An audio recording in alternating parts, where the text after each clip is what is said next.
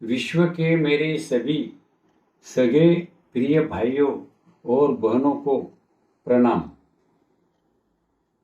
आज हम एक ऐसे सामान्य रोग के बारे में जानकारी लेने वाले हैं जिसके बारे में लोग अक्सर शर्म के कारण खुलकर बात नहीं करते।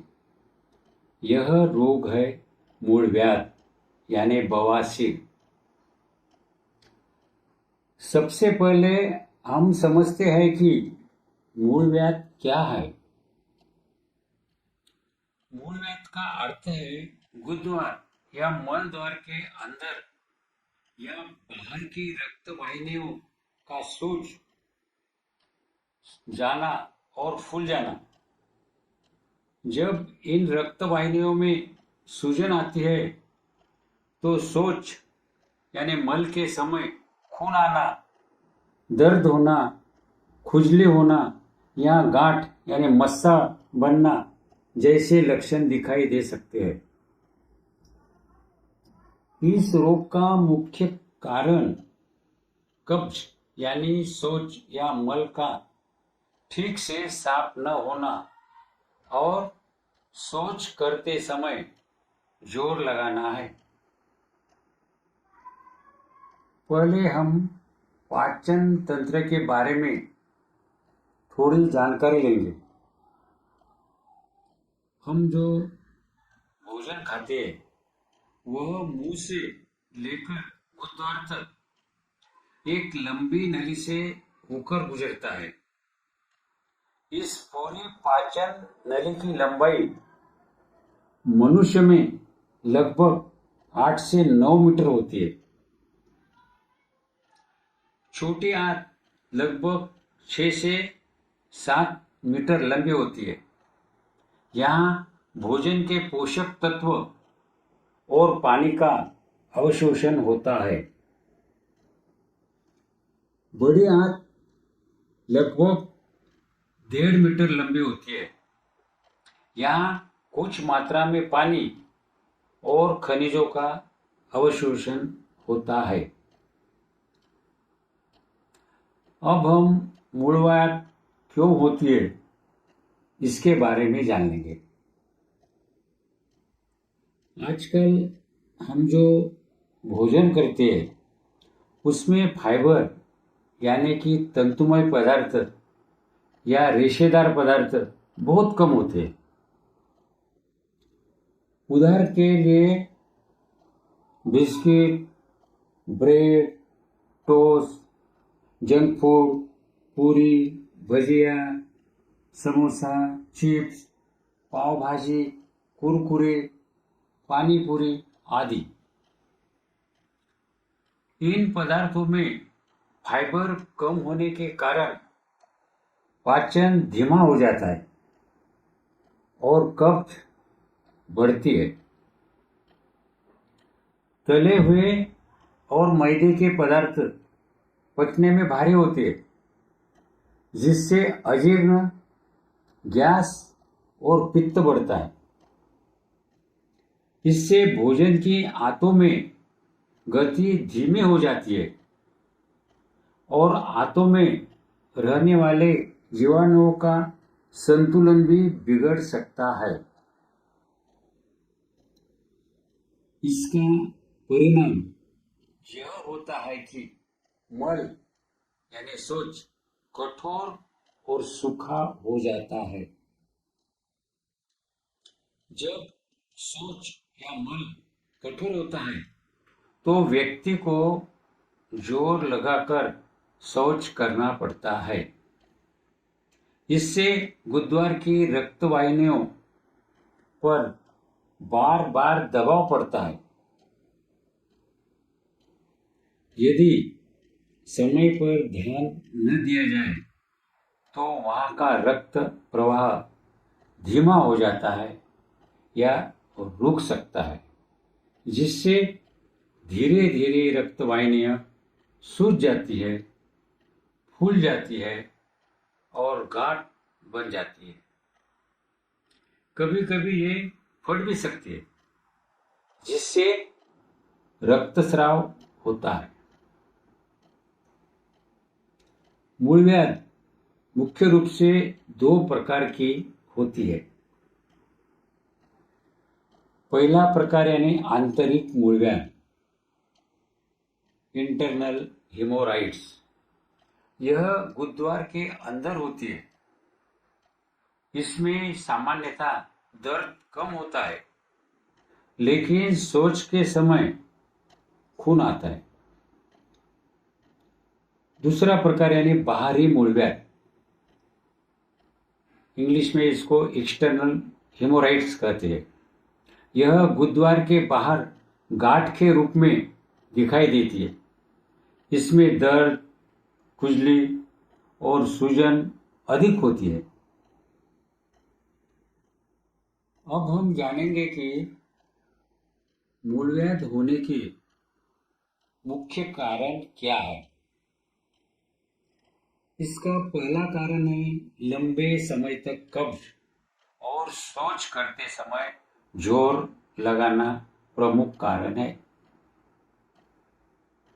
दूसरा कारण अधिक समय तक बैठे रहना, जैसे ऑफिस, दुकान, सिलाई काम, लंबी यात्रा या लंबा वाहन चलाना आदि। तीसरा कारण है फाइबर कम वाला आहार लेना, जैसे अनाज, सब्जी, फल इत्यादि कम खाना।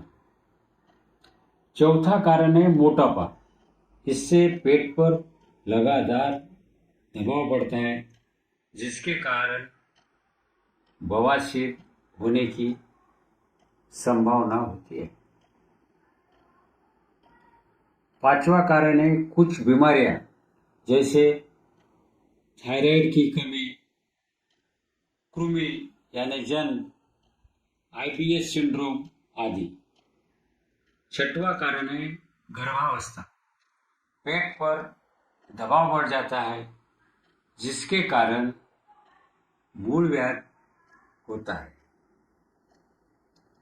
सातवां कारण है अधिक तीखा और मसालेदार भोजन खाना। आठवां कारण है कम पानी पीना। और नौवां कारण है भारी वजन उठाना। इत्यादि कारणों से कारण है। अब देखेंगे कि मूलव्याध के लक्षण क्या है। पहला लक्षण है शौच के समय ताजा लाल खून आना। दूसरा लक्षण है गुदद्वार के पास गांठ या सूजन होना। तीसरा लक्षण है खुजली या जलन होना। चौथा लक्षण है बैठते समय दर्द होना इत्यादि होते हैं। मूलव्याध से बचाव कैसे करें? पहली बात यानी जीवन शैली में बदलाव करें और रोज पर्याप्त पानी पिए।